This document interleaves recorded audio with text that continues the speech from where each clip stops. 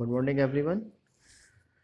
Today we will start our new lesson, life process. This chapter comes in biology. Today's topics are life processes, nutrition in plants. तो सबसे पहले तो हमारे को यही पता होना चाहिए कि लाइफ प्रोसेसेस होते क्या हैं. लाइफ प्रोसेस के देखो एग्जांपल आपके रेस्पिरेशन है, न्यूट्रिशन है, डाइजेशन है, ट्रांसपोर्टेशन है. ये सब आपके लाइफ प्रोसेसेस हैं. तो इसका हमारे को क्या बेनिफिट होता है. ये सब हमारे जो है हमारी बॉडी को मेंटेनेंस में हेल्प करते हैं. ठीक है. तो life processes are the process which helps in the maintenance of our body.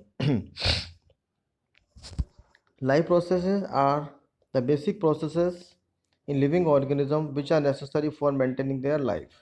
The life processes are nutrition, respiration, transportation and excitation.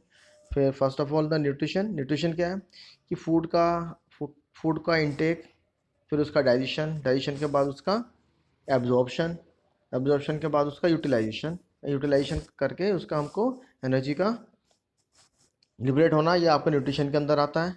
Now the respiration, आपका जो एब्जॉर्ब फूड होता है फिर उसका एब्जॉर्प्शन होने के बाद वो सेल्स में पहुंचता है. उस सेल्स में जाकर के उस फूड का ऑक्सीडेशन होना या बर्न होना ऑक्सीजन की हेल्प से, ये आपका रेस्पिरेशन के अंदर आता है. और बर्न होने के बाद फूड से एनर्जी रिलीज होती है. ट्रांसपोर्टेशन, न्यूट्रिशन से, रेस्पिरेशन से जो भी आपके वेस्ट प्रोडक्ट प्रोड्यूस हो रहे हैं उनको आपको एक्सक्रीटरी ऑर्गन तक पहुंचाना है, या फूड को, ऑक्सीजन को आपको सेल्स तक पहुंचाना है. तो उसके लिए आपको ट्रांसपोर्टेशन सिस्टम की जरूरत पड़ती है. Now the excretion is the removal of the waste product from the body. This is the excretion. These are the figures of 4 systems. Digestive system, आपका respiratory system, circulatory system, now the at last excretory system. Nutrition is the process of taking food by an organism and its utilization by the body to build the body, for growth, to repair and damage part of the body and for energy.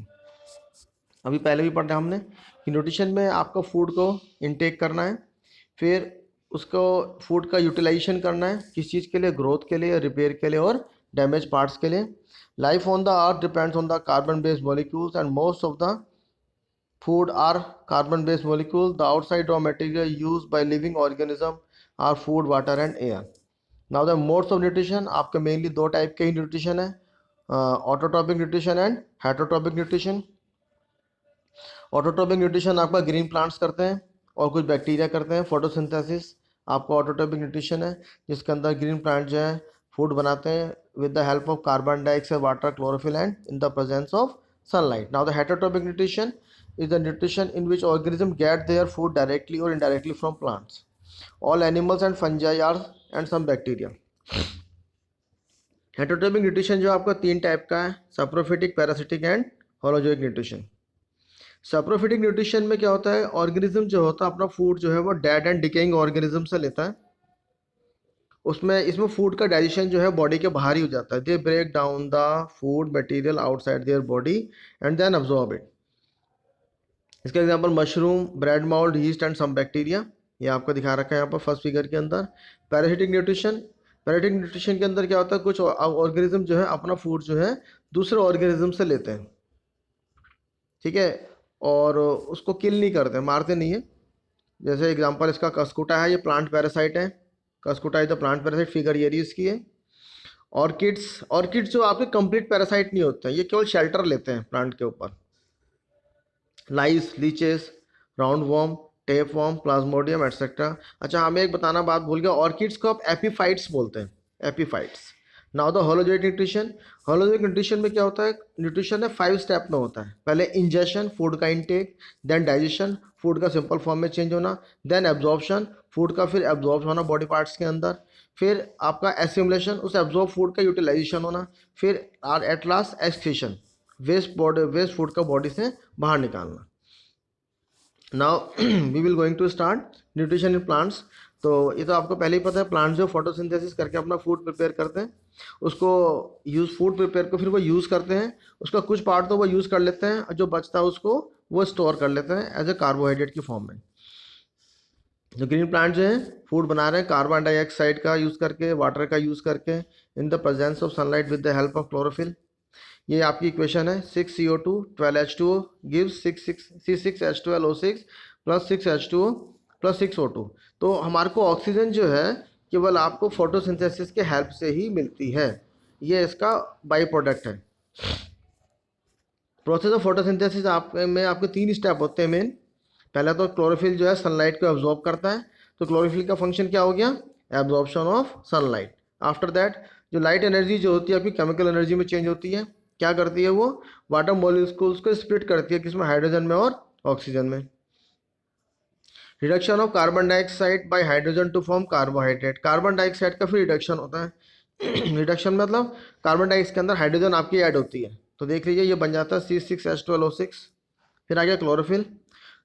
Are the green pigments present in the leaves, pigments आपके naturally occurring colours होते हैं।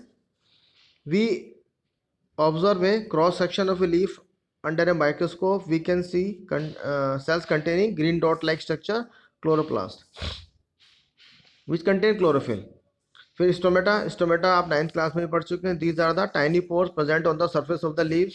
ये किस चीज़ में help करते हैं, exchange of gases में, ठीक है, और ट्रांसपिरेशन में, लॉस ऑफ वाटर, जो एक्सेस वाटर होता है प्लांट जो है स्टोमेटा के थ्रू ही लूज करते हैं।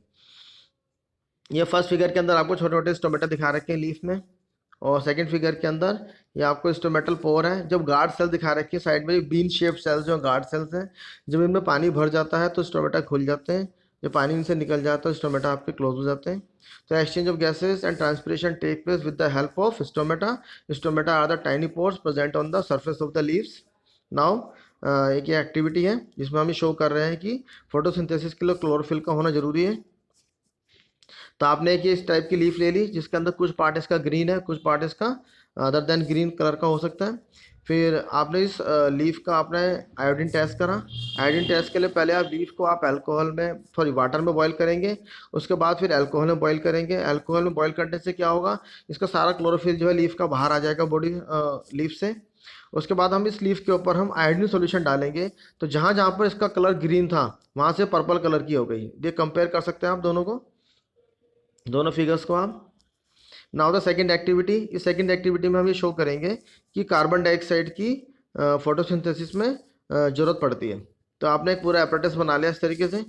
एक आपने ये बेल जार ले रखा है, इसके अंदर आपने पॉट उसको प्लांट को रखा हुआ है, लेकिन इस प्लांट को इसके अंदर रखने से पहले आपको इसको 1-2 दिन के लिए अंधेरे में रखना होता है, जिससे कि क्या होगा कि इसका पास जो स्टोर्ड स्टार्च है वो इसका यूज्ड अप हो जाएगा। अब इसके पास स्टार्च नहीं है। अब पूरे अपरेटस को उठा के आपने क्या करा, धूप में रख दिया। अब इस प्लांट को सब मिल रहा है, सनलाइट भी मिल रही है, क्लोरोफिल भी है, पानी भी है, लेकिन क्या चीज़ नहीं मिल रही, एयर नहीं मिल रही। और एयर के अंदर क्या चीज़ है, कार्बन डाइऑक्साइड गैस है। तो अब हम इसको हमने रख दिया 5-6 घंटे के लिए धूप के अंदर। अब हम इसका फिर से आयोडीन टेस्ट करते हैं, देखते हैं कि इसमें स्टार्च है कि नहीं है।